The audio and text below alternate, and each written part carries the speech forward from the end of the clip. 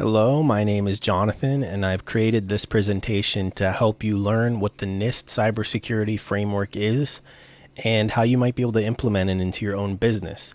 Or maybe you work with security controls in your current job and you want to understand the framework a little bit better. Now, the original NIST Cybersecurity Framework 1.0 started getting developed around 2013, 2014 when there was a more global move towards securing critical infrastructure through cybersecurity specifically.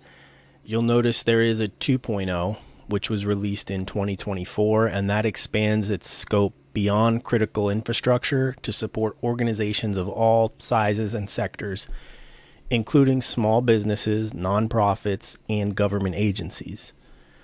But at its core, the framework still revolves around the 5 foundational functions, which are identify, protect, detect, respond, and recover.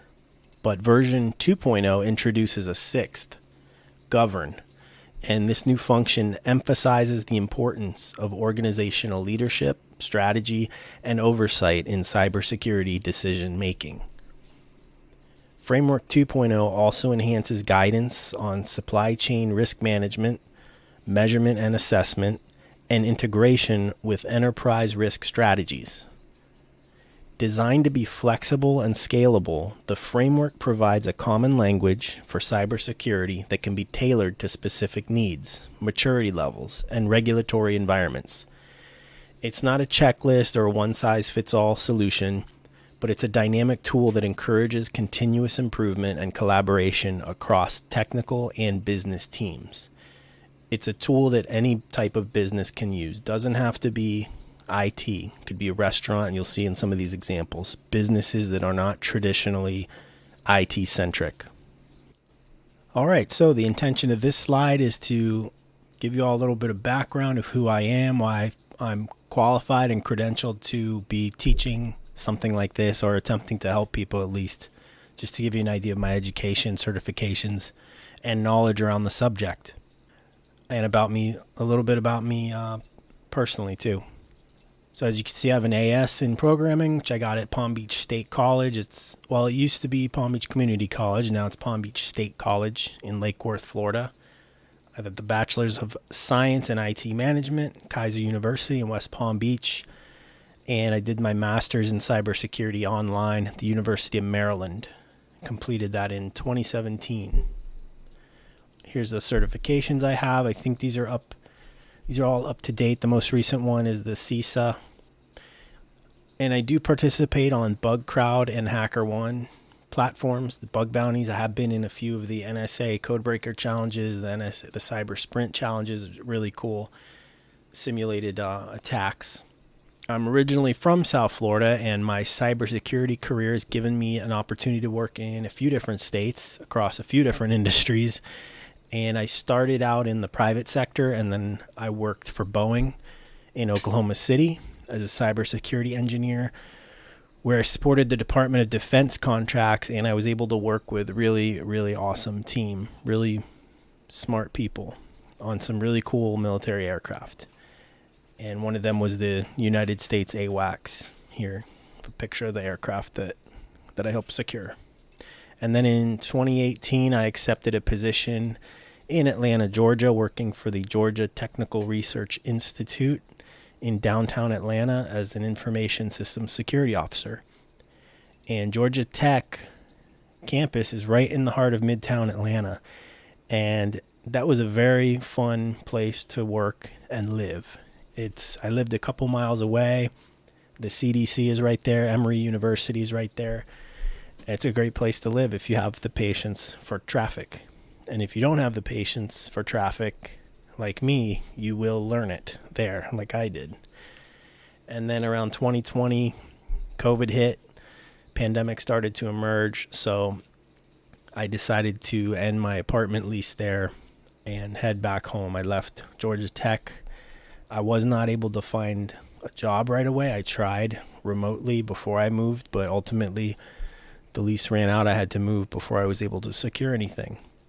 I wanted to keep an eye on my parents and friends back home during the pandemic.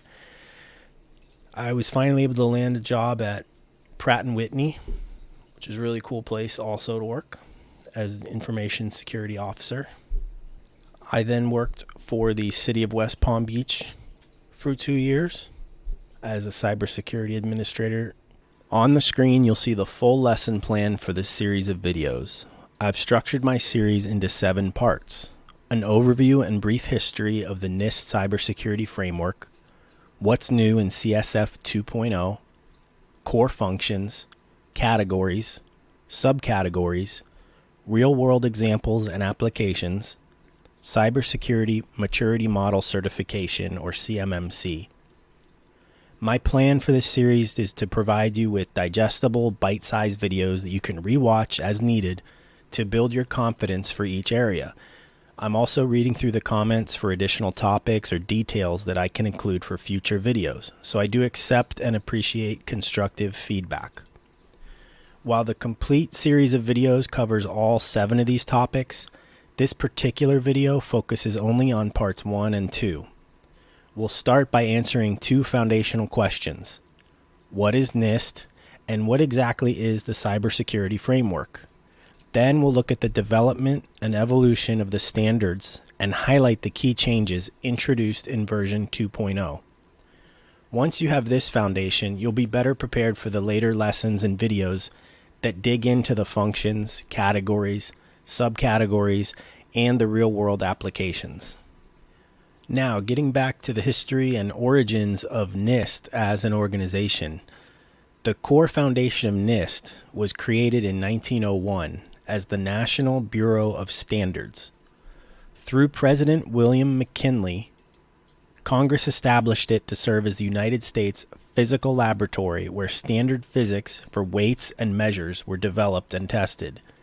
Similar to the cybersecurity framework we have today, the original intent for NIST was to develop a common language, but for physics and measurements instead of cybersecurity, because back in 1901, Windows PCs and the internet itself was really, really slow.